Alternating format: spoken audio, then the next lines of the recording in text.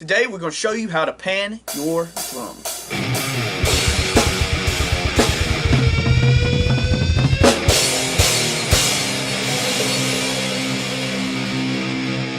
What's going on? I'm Tyler. And I'm Travis. This is Twisted Transcription Studios. Like we said, we're going to show you how to pan some drums. Right, we're going to pop over, record some screens, put us down in the corner, and show you exactly where we pan drums and why you need to do it. So now we're down in the corner, and we're going to tell you exactly how we pan everything. So as you guys know, we have an 8-channel mixer. We've talked about it umpteen million times. And each individual piece of the drum is on its own channel. So we're going to go through each single channel and show you where we have it panned at so your little ears can hear it in different places. We like to pan all of our stuff from the drummer's Perspective. What I mean by that, if you're sitting behind the kit, on your left you got your hi-hat, in front of you your snare, two toms, or two toms on the floor, cymbals on the left and cymbals on the right. Right. And with the toms, it seems like you would say like, oh, your snare's here, the tom's also kind of directly in front of you. But when somebody thinks about sitting in the drums, they think about the toms being like a little bit left and a little bit right instead of directly in front and to the right. So that's kind of how we pan everything. But we're about to go through and show you. So, as we said, snare, dead center all the time. We needed that to cut directly through the mix. We needed that to be the center focal point because that's where your rhythm's coming from. And if you look back at this video, you can get the perfect snare sound. Right. So moving on to our first tom, which will be possibly your rack tom. Tyler's tom is hanging, but it's panned 21 because perfect numbers are really hard to get. 21 to the left. So that is just slightly off to the left. So you're going to hear it. Think if you got a surround sound speaker, you're going to hear it at maybe your 11 o'clock. Yeah, it's not far from center, but you can tell the difference if you're listening for it. Correct. Then moving on to tom 2, it's going to be at like 2 o'clock. So the direct opposite of where you had tom 1. Simple enough. Not anything rocket science there. Moving on to your third tom, if you have 3, this one is panned just a little farther right than your second tom. Because as the drummer's perspective says, your third tom will be over here somewhere. You can pan it further. I find that I don't like panning it further because it competes with the guitars and the cymbals a little bit too much. Yeah, I don't like going over like 45 or 50. That's just... Right. Moving on to your kick drum.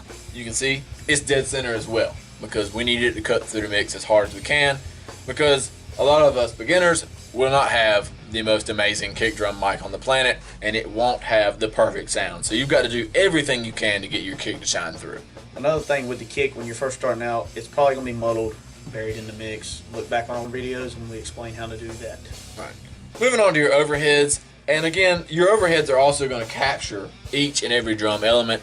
So it is very imperative that you have these panned correctly. So your overhead on your left will be panned 100% to the left. Your overhead on your right, 100 to the right. Some people do 80 and 80, 90, 90. I like 100, 100. It does have a competing factor with the guitar, and it depends on the song.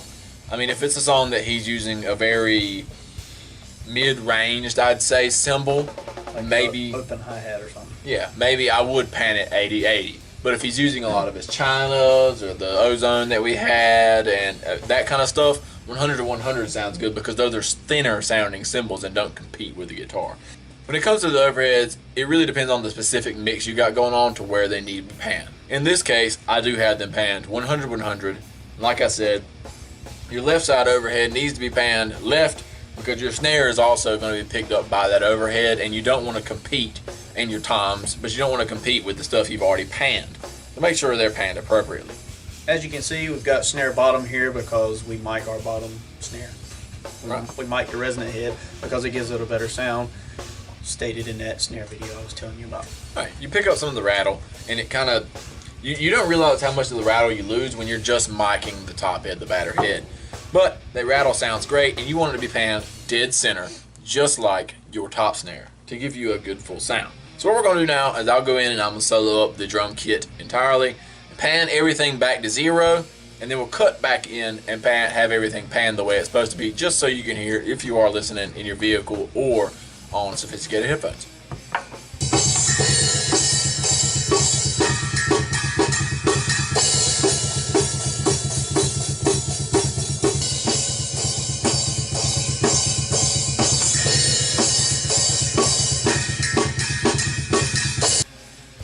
So if you are listening to that through some decent speakers or headphones, obviously if it's on your phone, you're not going to be able to tell. But if you're all listening to it through one of those two things, You'll be able to tell the difference. panning really changes the game. When you figure out about panning when you're first starting your recording process, your journey, it's just like the world has broken through the clouds and you see some like golden light. I mean, panning is next level if you don't know about it already. I know when we first started, that was our very first recording was all mono and dead center, and we were like, oh man, we recorded this. Sounded like you recorded on a freaking Nokia from the Yeah. early 2000s, late 90s. You probably could have got a better recording through 2 cans on a string. But now we got an 8-channel. We can pan everything, and it sounds 10 times better. I mean, it is unreal the difference just doing that makes. And as well as the guitars, I know this drum video, as well as the guitars, they're panned 100-100. Each individual element will get its own panning. And I stated in a previous video, there are plenty of charts out there to look this up. There's plenty of people that have done this kind of study, and check it out. See what you can do. There's a lot of people that are better than we are. We don't claim to be professionals or experts on it. We're just two guys doing it, showing you what we've learned and what not to do that we've already done. Yeah. Hopefully you learned something from us. Hell, I mean, if y'all got any great ideas, drop them in the comments. Maybe we can learn something from y'all. And if you got any hate mail, just drop it too. Yeah, because YouTube comments are good for the YouTube algorithm. I don't know why I said YouTube twice. Thanks for following along, guys. We hope you've enjoyed this small piece of content. Make sure you like, you subscribe, you smash that bell, and again, drop your comments. Find us on social media at Twisted Transcription, and we will see you next time. Or we might not. Who knows? We like to pan all of our stuff from the drummer's perspective. We like to pan all of our stuff from the drummer's perspective. I can't say that word. Perspective!